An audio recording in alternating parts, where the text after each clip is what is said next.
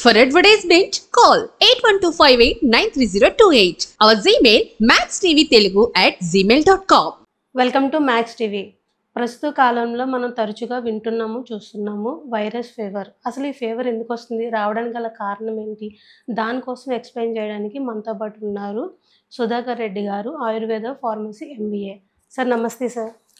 Sir, ప్రస్తుత కాలంలో virus fever అన్నది చాలా ఎక్కువగా కనిపిస్తుంది సార్. దీనికి అలా రావడానికి గల కారణాలు ఏంటి సార్? మంచి ప్రశ్న అడిగారండి. నేను 18 సంవత్సరాలుగా ఆయుర్వేద వైద్యం చేస్తూ నన్ను ఓన్గా ఫార్మసీ రన్ చేస్తున్నానండి. నేను ఎప్పటి నుంచో ఒక 20 సంవత్సరాల నుంచి ఆయుర్వేదిక్ ప్లాంట్స్ మీద రీసెర్చ్ చేస్తూ మార్కెట్లో ఏ ప్రొడక్ట్స్ బాగుంటాయి, ఏ ప్రొడక్ట్స్ బాగుండవు, దాని మీదుగా రీసెర్చ్ చేస్తూ ఇలా ప్రయాణం సాగుతుందండి. దానిలో భాగంగా ఇప్పుడు మా కామన్గా ఏంటంటే వాటర్ మారిపోయిందండి. చాలామంది ఏంటంటే ఆర్ఓ వాటర్ అని, ఆ వాటర్ అని బయట నుంచి నీళ్ళు తెచ్చుకుంటారు, తిక్కిన్లి అని ఏయో తెచ్చుకుంటూ ఉంటారు. అది వీళ్ళ చేతుల్లో లేదండి. వాటర్ వాళ్ళు ఏదైనా కొంచెం చిన్న విషయంలో కకృతి పడ్డారంటే వాటర్తోనే ఇవన్నీ ప్రాబ్లమ్స్ వస్తాయి. మనం చాలామంది ఫ్యాషన్కి వెళ్ళిపోయారు. అంటే ఈ డబ్బా కొనుక్కుంటేనే జబ్బులు రావు అన్న ఇదిలోకి వెళ్ళిపోయారు. అది దూరం పెట్టుకోవాలి. మనం ఏ వాటర్ తాగుతున్నామని కాదండి, ఏ వాటర్ మనం బోర్లో వచ్చి వాటర్ అయినా పట్టుకుని దాన్ని ఒకసారి హీట్ చేసుకోవాలి. వేడి చేసి కాచల్లార్చిన నీళ్ళు అనేవారు. ఇది వరకు కాచల్లార్చిన నీళ్ళలో చాలామంది 10 తులసాకులు వేసుకుని ఆ నీళ్ళను వాడుకునేవారు. తర్వాత పూర్వం నుంచి ఉన్న చిల్లగింజలని ఉండి, ఇండుపు గింజలు, చిల్లగింజలని, నిర్మూలి సీడ్స్ అని పిలుస్తారు. దాన్ని బిందెలో 2 గింజలు వేసుకునేవారు. అరగదీసి వాటర్లో వేసుకుంటే వాటర్లో ఏమైనా బ్యాక్టీరియా ఉంటే చచ్చిపోయి ఆ వాటర్ మనం తాగుతుంటే లోన మనకు ఉన్న బ్యాక్టీరియాని అదే చంపేస్తుందండి. అది ఎప్పటి నుంచో పూర్వం నుంచి ఉంది సంస్కృతి. వాళ్ళు మురుగు నీళ్ళు ఉన్నదని వేసుకునేవారని కొంతమంది చెప్తారు. వాళ్ళు మురుగు నీళ్ళు ఉన్నదని వేసుకుంటాం కాదు, ఆ మురుకులో ఉన్న బ్యాక్టీరియా కూడా చచ్చిపోతుందని వాళ్ళు ఇండుపు గింజలు వేసుకునేవారు. ఇప్పుడు ఇండుపు గింజలో కొన్ని చోట్ల దొరుకుతుంది, కొన్ని చోట్ల దొరకలేదు. ఆ టాపిక్ వదిలేసాను. కానీ మనం బోర్లో వచ్చి వాటర్ ఆంధ్రాలో ఉంటున్నాం, తెలంగాణలో ఉంటున్నాం, ఎక్కడ ఉంటున్నాం అని కాదండి. మన బోర్లో రోజు మనం తలకు స్నానం చేసి నీళ్ళే ఒక బిందులో పట్టుకుని దాంట్లో మనకు ఇప్పుడు నీళ్ళు మరగబెట్టాలన్నా గ్యాస్ అయిపోద్దని నీళ్ళు మరగబెట్టుకుంటలేదు. అందుకు వాటర్ హీటర్స్ వచ్చినాయండి. ఆ వాటర్ హీటర్ పెట్టుకుని ఒక 10 నిమిషాలు మరగబెట్టుకున్న తర్వాత ఆ చల్లార్చిన నీళ్ళు అయినా మళ్ళీ చాలామంది క్వశ్చన్ వేస్తారు, మా వాటర్ హీటర్ కూడా పడదేమో. కాదు, మన వాటర్ హీటరు అల్యూమినియం ఉన్నదండి, అది మంచిది కాదు కదా అంటారు. పోలే ఇదైనా కొంచెం రాగితో ఉన్న హీటర్ కొనుక్కోండి. అది 200 ఉంటే ఒక 400 ఎక్స్ట్రా ఉంటుంది. ఆ హీటర్ కొనుక్కుని రోజు మరగబెట్టుకుంటే గ్యాస్ ఖర్చు లేదు. అంటే చాలామంది గ్యాస్ ఖర్చు అంటారని చెప్తున్నాను. అది మరగబెట్టి కాచల్లార్చిన నీళ్ళు కంపల్సరీ తాగాలండి. ప్రతి ఇంట్లో తులసి మొక్కలు ఉన్నాయి, లేదా పక్క ఇంట్లో అడిగినా ఇస్తారు. ఆ 10 తులసి దళాలు ఆ వేడి నీళ్ళలో వేసేస్తే మనం తాగే వాటరు వలన మన బయట వాటర్ అనుకోకుండా బయట వాటర్ తాగినా ఇంటి దగ్గరికి వచ్చేటప్పుడు 2 గ్లాసులైనా ఇంట్లో తాగుతాం కదండి.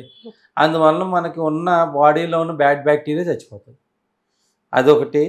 ప్లస్ ఇది వరకు అన్నం వార్చుకునేవారండి, రైస్ కుక్కర్ వార్చుకునేవారు. ఆ అన్నం వార్చి పద్ధతే కరెక్ట్. కానీ రైస్లో కూడా ఏదో కెమికల్స్ కలుపుతున్నారు కదండి, బోరిక్ యాసిడ్ కలుపుతున్నారు కదా, ఇది కలుపుతున్నారు కదా అని చాలామంది అంటారు. కలుపుతారు, కలపకన్నా ఉండరు. అమ్ముకునే వాళ్ళు అన్నీ కలుపుతారు. మన ఊర్ల నుంచి రైస్ తెచ్చుకుని ఇంట్లో వాడి సంస్కృతి ఎప్పుడు అయిపోయింది. ఇది వరకు వర్షాకాలం పంటే ఒక 3 నెలల నుంచి 6 నెలలు స్టోర్ చేసుకుని వాడుకునేవారు. అప్పుడు పెద్దగా ఈ రోగాలు ఏమీ రాలేదండి. ఇప్పుడు ఏదో బయట కొనుక్కుంటున్నారో అవన్నీ వదిలేండి, అది వేరే టాపిక్. ఏ రైస్ అయితే వండుకుంటున్నారో అది శుభ్రంగా 2 సార్లు కడిగి ఉంచి మూడోసారి నీళ్ళతో మనం ఒక్క పూటైనా అన్నం వార్చుకుంటే ఆ వార్చిన గెంజి వస్తుంది కదండి, ఆ గెంజి 1 గంట పులిస్తే సరిపోతుంది. దాంట్లో కొంచెం ఉప్పు, టేస్ట్ గురించి ఏమైనా కొత్తిమీర పుదీనా వేసుకోవచ్చు, వేసుకుని తాగాలండి. అది తాగటం వలన బాడీలో ప్రోబయోటిక్ డెవలప్ అవుతుంది. అంటే ఇమ్యూనిటీ పవర్ డెవలప్ అవుతుంది. ఎన్ని ట్యాబ్లెట్లు అవి మింగినా కూడా ఇమ్యూనిటీ పవర్ డెవలప్ కాదు. ఈ విధంగా ఇంట్లో అది మెయింటైన్ చేసుకుంటూ చాలామంది. సార్, ఇల్లు అంటే గుర్తొచ్చింది సార్. ఇది ఇప్పుడు ఈ వైరస్ ఫీవర్ రావడానికి ఇంటి శుభ్రం కూడా ప్రధాన కారణం. ఇంటి శుభ్రం కూడా ప్రధాన కారణం.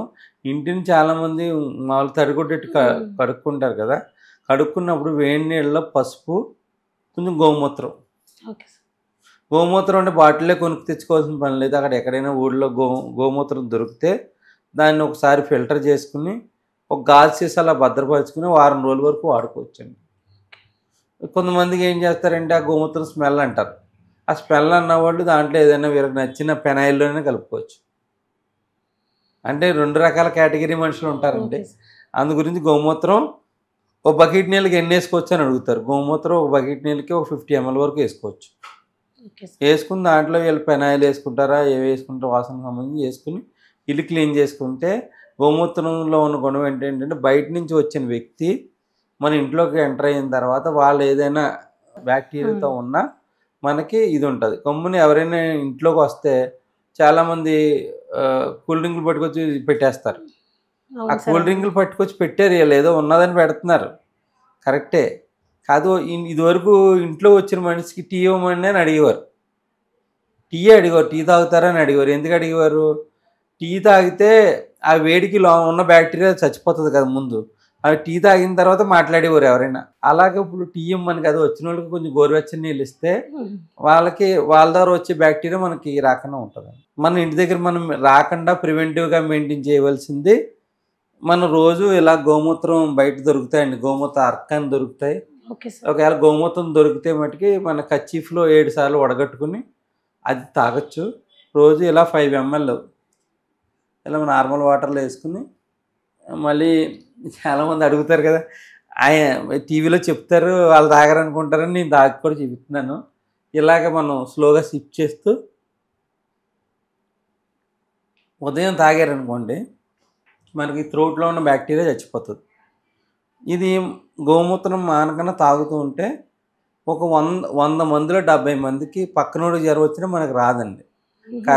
కతిమ 30 మందికి వచ్చిందంటే వాళ్ళలో ఇమ్యూనిటీ పవర్ సరిగ్గా లేనట్టు లెక్క, అంతేనండి. ఇది తాగడం వల్ల ఇమ్యూనిటీ పవర్ కూడా పెరుగుతుంది. ఇలా గోమూత్రం ఇలా తాగితే ఉదయం ఒకసారి 5 ml, రాత్రి నిద్రించేటప్పుడు 5 ml తాగాలండి. డైలీ 2 times తీసుకోవాలి. గోరువెచ్చని వాటర్లో తీసుకోవాలి. దాంతోపాటు చిటికెడు పసుపు వేసుకోవాలండి దీంట్లో. ఈ విధంగా తాగితే ఇప్పుడున్న వాతావరణ కండిషన్ బట్టి చాలా రకాల ప్రోడక్ట్లు వచ్చినాయి, అన్నీ వచ్చినాయి. గోమూత్రాన్ని మించిన ఔషధం లేదండి. ఈ విధంగా ప్రివెంటివ్గా మనం మెయింటైన్ చేసుకోవచ్చు. సార్ మీరైతే ఆ గోమూత్రం వాటర్లో కలిపి తాగారు, మాలాంటి పిల్లలు అయితే తాగలేరు కదా, షుగర్. మీరు ఈ మాట అడుగుతారనే ఇప్పుడు గోమూత్రం ఉందా అని వాసన ఉందంటే తాగరు కదా, అందు గురించి రసనా నీళ్ళలో కలుపుకోవచ్చు అని ఈయనేంటంటే కెమికల్ చెప్తున్నాడు అనుకుంటారు.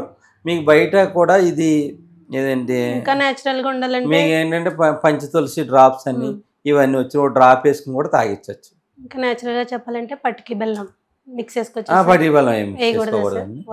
ఇది మా వేసుకుని పంచతులసి డ్రాప్స్ వేసుకోవచ్చు, తులసాకులు వేసుకోవచ్చు, ఇంకా లేదంటే రసనాలు వేసుకోవచ్చు. మనం కొన్ని మా ఆయుర్వేద వైద్యులు ఈ గోమూత్రం తాగట్లేదని ఒక డాక్టర్ గారు ఏం చేస్తారంటే ఒక రసనాలు వేసి గోమూత్రం వేసి తాగి పొద్దున్నే పంపించేస్తాడు పేషెంట్ని. ఆ ఊర్లో ఎవరికి కూడా జబ్బులు రావు. అది ఏంటంటే గోమూత్రంలో ఉన్న ఔషధ గుణాలే వేరండి. దీనివల్ల వాతపిత్త కఫ దోషాలను బ్యాలెన్స్ చేస్తూ ఎప్పుడైతే కఫం పెరిగిందో అప్పుడే మనకి దగ్గులు రొంపలు ఇవి వస్తాయి. ఈ రాకన్నా కూడా ప్రివెంట్ చేస్తుంది. ఈ విధంగా 2 పూట్ల ఇలా తాగటం వల్ల మనం చాలా రకాల రోగాల నుంచి ఇది అవ్వచ్చు. ఈవెన్ ఇంకా ఇంట్రెస్ట్ ఉంటే మనం చేసి స్నానం చేసి గోరువెచ్చని నీళ్ళలో 2 మూతలు కూడా గోమూత్రం వేసి కూడా స్నానం చేయొచ్చు. తాగడమే బెస్ట్ సార్. అది మనం అలా చేయటం వల్ల బయట ఉంటే నెగిటివ్ ఎనర్జీస్ బాడీ మీదకి రాకుండా ఉంటాయి. ఇది ఎప్పటి నుంచో పురాతనంగా ఉన్న సైన్స్ అండి. ఇది నేనేదో కొత్తగా చెప్పడం కాదు, మర్చిపోతున్నారని మనం చెప్పడం అంతే. ఈ విధంగా చేయటం వల్ల ఈ సీజన్ బట్టి వర్షాకాలం చలికాలం వేడివేడిగా అన్నం తినాలి. అట్లీస్ట్ వారానికి 3 సార్లు అయినా ఎల్లిపాయ కారం అంటారు, ఎల్లుల్లిపాయ కారం దంచుకుంటారు. భోజనం ఫస్ట్ ముద్దలో తినటం వల్ల ఏమిటవుతుందంటే మనకి బాడీలో కఫ పదార్థం ఎక్కువ పెరగకుండా ఉండి న్యూట్రలైజ్ అవుతుంది. ఎప్పుడైతే కఫ పదార్థం మనకి స్టేబుల్గా ఉందో మనకి గమ్మున జలుబులు అవి రాకుండా ఉంటే జ్వరాలు అవి రాకుండా ఉంటాయండి. ఈ విధంగా మనం ఈ జాగ్రత్తలు తీసుకుని అట్లీస్ట్ ఇంటి గడపకి అట్లీస్ట్ రోజు విడిచి రోజైనా పసుపు రాస్తూ ఉంటే మనకి ఇంటి గడప నుంచి దాటే వస్తారు ఎవరు వచ్చినా. అలా మనం చేసుకుంటూ ఉంటే చాలా మంచిది. చాలామంది ఇంటి ముందు ముగ్గేయడం మర్చిపోయారు. ఆ ముగ్గు ఇంటికి వేస్తారు. ముగ్గు వేయటం వల్ల ఏమవుతుందంటే వచ్చిన మనిషి చెప్పులతోనో కాళ్ళతోనో తొక్కి వస్తారు. తొక్కి రావడం వల్ల బయట నుంచి వచ్చే బ్యాక్టీరియా మన ఇంట్లోకి రాదని ఈ విధంగా ఎప్పటి నుంచో పూర్వం నుంచి మన సైన్స్ పెట్టారు. ఓకే. మనం అనుకుంటాం ఈ ముసలోళ్ళు ఇలాగే అవును సార్. చెప్తారు, పని భాష ఉండదని అనుకుంటారు, కానీ వాళ్ళదే సైన్స్. ఇప్పుడు ఈ పూర్వం కరోనాలు అవి వచ్చినా కూడా ముసలోళ్ళకి ఎవరికి ఎఫెక్ట్ కాలేదు. మన టీనేజ్ వాళ్ళకి అన్నీ మర్చిపోయి మనకి ఎఫెక్ట్ అయినాయి, కానీ వాళ్ళు ఈరోజు కూడా హెల్త్ మంచిగానే చూసుకున్నారు. ఇలా ప్రోబయోటిక్ అంటారు. మనం రైస్ను వార్చుకుని ఆ గంజి తీసుకుంటే చాలా మంచిది. ఇంకా ఆర్గానిక్ రైస్ దొరికిన వాళ్ళు గంజి తీసుకుని ఇంకా మంచిది. అందరికీ అందుబాటులో ఏదో ఉండదు. మీకు ఉన్న రైస్ని అలాగ 2 సార్లు కడుక్కుని మూడోసారి మనం దాన్ని ఉడికించుకుని ఆ గంజిని మనం పిల్లలకు కూడా ఇవ్వాలి. మనం వేడిగా ఉన్నప్పుడే గంజిలోని కొత్తిమీర పుదీనా వేసుకుంటే టేస్ట్ బాగుంటుంది. తర్వాత ఉప్పు వేసుకుని తాగితే సరిపోతుంది. ఈ విధంగా చేయటం వల్ల మనం ఈ వచ్చిన సీజనల్ బేస్ జ్వరాల వల్ల వాటి వల్ల ప్రొటెక్ట్ చేసుకోవచ్చు. థ్యాంక్ నమస్తే.